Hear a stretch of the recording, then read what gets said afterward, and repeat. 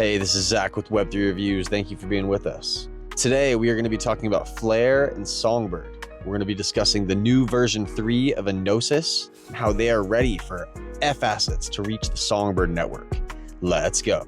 Remember that none of this is financial advice. Stick around till the end and we will check out a video from FLR themselves about what being the blockchain for data means. We will check that out at the end of the video.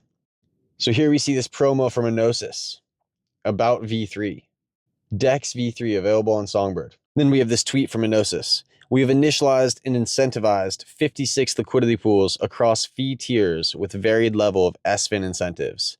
These incentives will last for 30 days and will be renewed with adjustments as we gather data on liquidity behavior. So all of these assets, all of these liquidity pools are to earn you SFIN, Songbird Finance. We see that there's now X, XDC, X ETH, X USDT. The options, there's SFIN and USDT.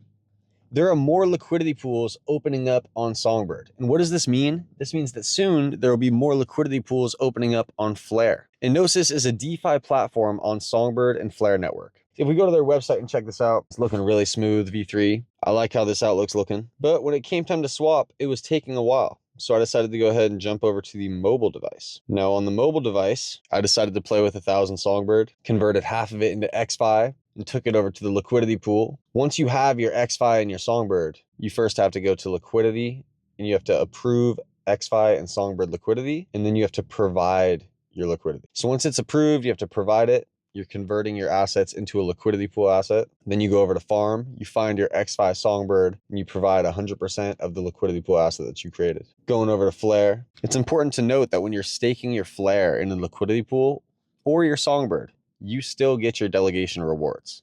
So I converted half of my Songbird there. 1,000 Songbird, converted 500 of it to XFi. 500 Songbird is going into a liquidity pool. Twice a week, I'm still going to be earning delegation rewards that you can claim directly in Enosys. So then over on FLR, as we see, I got these delegation rewards inside of Enosys. I claimed them, and now I'm going to swap them for HLN. HLN is just like XFi, but it's on FLR. So there's Apsis, which is the main governance token of FLR network for Enosys. And then there's Songbird Finance, which is the main governance token on Enosys for Songbird. How things works, their first release on Songbird, and then they get a name change, they're released on FLR, but the underlying technology is the same. It was first tested on Songbird, now it's on FLR. So Songbird Finance became Apsis when it was released on FLR. That's my understanding of it. And in that same sense, XFi became HLN when it was released on FLR. Correct me if I'm wrong, Enosys community. So there it is. You earn your FLR, you convert it to some assets, put it in some liquidity pools, or match your FLR with an asset, throw it in the liquidity pool, and you're then earning. And you can do this on Songbird with multiple different pairings now, including USDT, XDC, and ETH. These will be coming to FLR soon once testing is done on Songbird and all fleshed out. Looking at this from ftso.au, one of the oracles you can provide your Songbird and FLR to gain delegation rewards. FLR is 1.4 pennies. Songbird is 0.6 of a penny. The ratio is 2.1 Songbird to FLR. And then we see this tweet here from Crypto Knowledge. He says, DeFi is coming to Bitcoin through F Assets protocol and FLR networks. It'll be a game changer for crypto as a whole. FBTC. And so Bitcoiners are going to have to figure it out. And it's not very hard at all.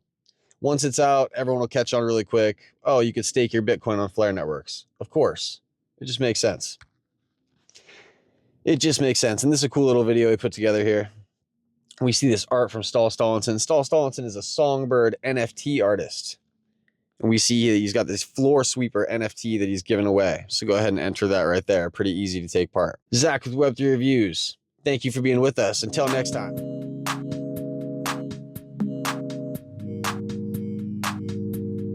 We call FLR the blockchain for data. In this video, I'm going to explain what that means.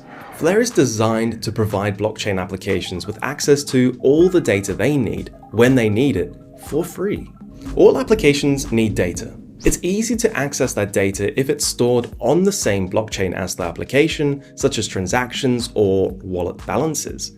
And this data is protected by the security of the blockchain itself.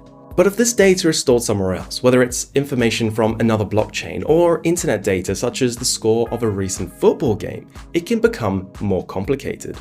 This is especially true as the data demands for blockchain applications are increasing with the growth of on-chain AI and real-world assets. To access this sort of external data, applications need oracles. And different oracle models exist with different levels of decentralization. The more decentralized an oracle, the more secure and censorship resistant it is, making it much harder to attack. Now, financial dApps often rely on oracles for prices. If the data feed from an oracle is incorrect or not updated on time, it can give hackers a way to steal user funds from any dApps using that oracle. FLR is unique in the blockchain industry because its oracles are enshrined in the network. That means FLR's oracles are an integral part of the blockchain code and protected by the decentralization and security guarantees of the network. The same 100 validators responsible for network consensus are also responsible for delivering the data on-chain. And in fact, the validators cannot earn rewards unless they provide high-quality data. These features make FLR's oracles more decentralized and more secure than many alternatives.